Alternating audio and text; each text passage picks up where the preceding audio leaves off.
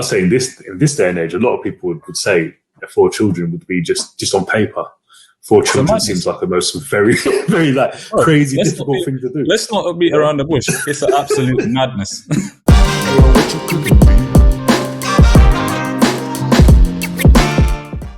Back to what you said about being picky.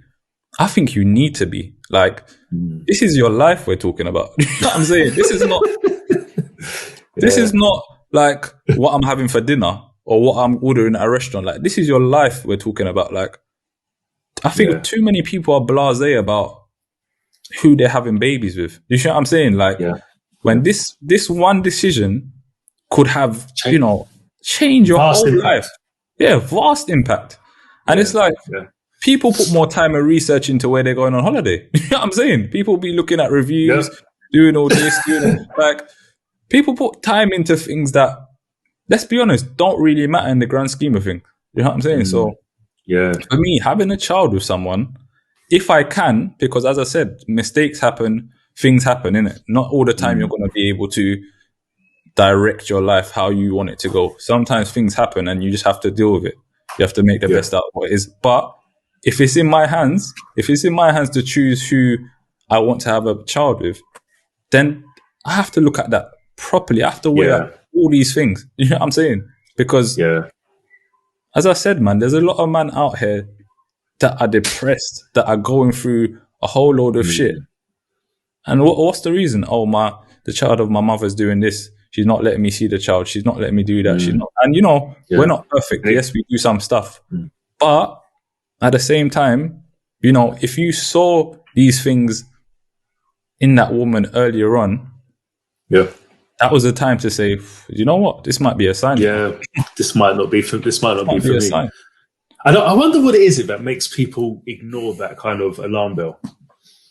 Well, with men, we know what we think within it. You know what I'm saying? Let's be honest. That's what's going through our mind first. You know what I'm saying? As they say, so we will look at things in a certain way, but we have to get more sensible, man. We have to. There's no harm in having. There's no harm in having fun in it. For me, it's like every girl you're with or you sleep, it doesn't have to be the mother of your child. If that's if you're in a position where you want a child but you just haven't found the right one, obviously you have to be in the game to find someone in it at the end of the day. But when you feel like you found the one, do you really ask yourself, why is this girl the one?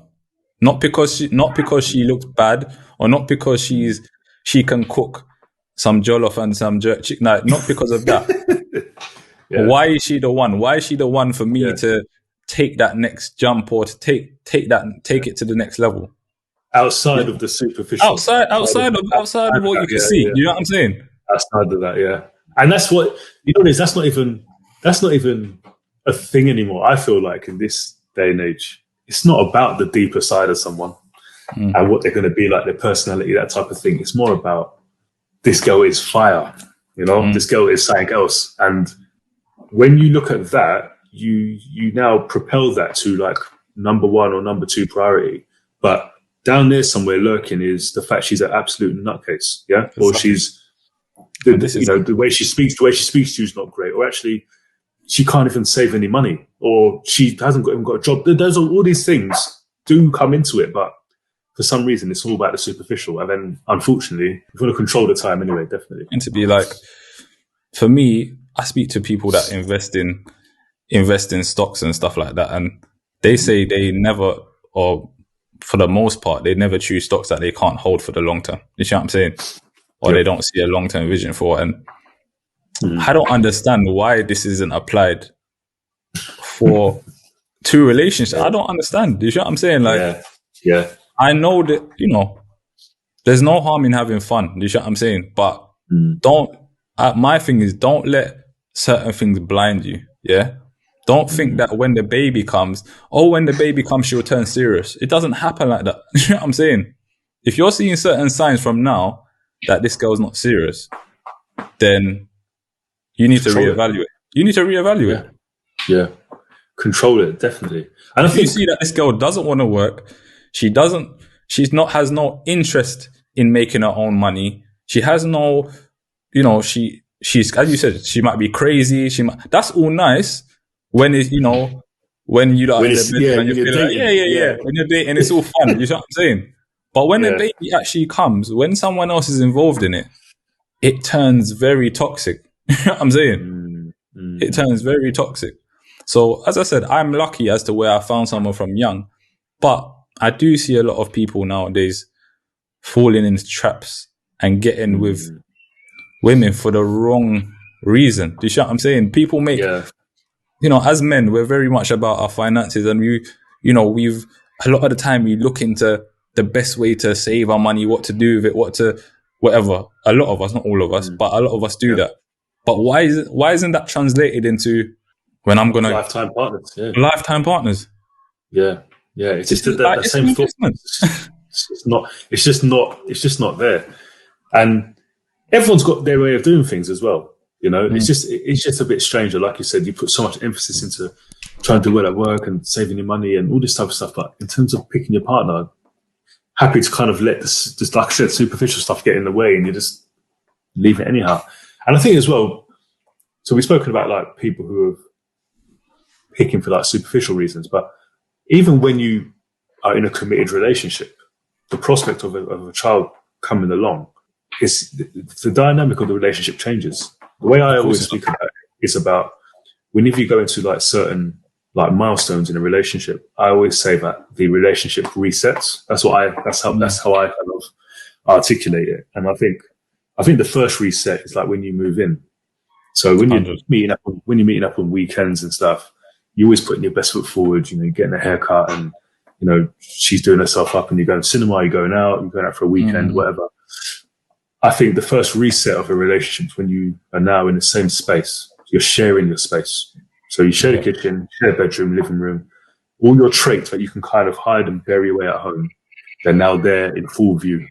So if you're a messy person, it's in full view. If you're OCD with tidying up, it's in full view. If you're sleeping late and there's stuff to be doing the next day, you haven't prioritized it, it's in full view. You know what I mean? And I think the big reset, I think, is when you have children, definitely, because it is straight after the child, your missus is tired, it's emotional, it's life-changing. You don't know what you're doing. And it's, you can have all the input from, parents who did it 30 years prior, or, brothers, sisters, friends who've done it more recently. And, don't do that, that's old. And you need to know how to do it for yourself. And that's where, when we come back to the whole, is there a right time? You've got to be honest with yourself and say, what kind of person am I? You're saying you want this and that in a partner, and, you want to have a child. What kind of person are you first? I think there needs to be more looking into who we are individually, just to work out what's the right path for us. I think that, we spend a bit more time thinking about those things, because then that would help. That would help you. Yeah, definitely. Yeah, I agree, man. And that's where this idea of make sure that you're having a child for yourself and for your partner. Make sure that's your decision. Don't have a child because you may think, my mum's been pressuring me. I think it's that time. Or society has told you by 30, you should at least have a child. Or this, it's not that. It's really not that. You know what I'm saying? Yeah. Like for me, I had my first at 23. That's young, relatively young. And at the time, I'm sure there were people saying, you're too young, whatever. But at the end of the day, that turned out to be the right time for me. You know what I'm saying? I've had another 3 children in, let's say, 10 years. You know what I'm saying? And I'm not in the ideal position. This is where we go back to, is there ever a right time? I'm not in the ideal position. Like, at the end of the day, my kids don't want for anything. You know what I'm saying? My kids don't want for anything. And there's nothing but love in this household. And it works for us at this time. Some people wait a bit too long. I think there's always a better time, but there's no right time. There's no perfect time. Right time. You know what I'm saying? Yeah. You can always have more money. You can always have a bigger house. You can always have, you know what I'm saying? Always. But your kids need to be, like we talked about previously, you need to be present, and these things get sacrificed, don't they? Exactly. They get sacrificed. Now it's interesting because for me, so like your dynamic is like you started young, and then you've gone on to have more. And I'd say in this day and age, a lot of people would say that 4 children would be just on paper. 4 children seems like the most very, very crazy, difficult thing to do. Let's not beat around the bush. It's an absolute madness. It's an absolute madness. Let's not beat around the bush. But I wouldn't change it for the world. And that's my reality. When certain people ask me, "Oh, how do you do it?" You just do it. You know what I'm saying? You just do it, because you're not going to have a child. Even if I have 10 children, I'm not going to have them out here and just be like, I just can't do this. I need to return them back to the shop. I can't do it. They're here, innit? So that's why you've got to fight.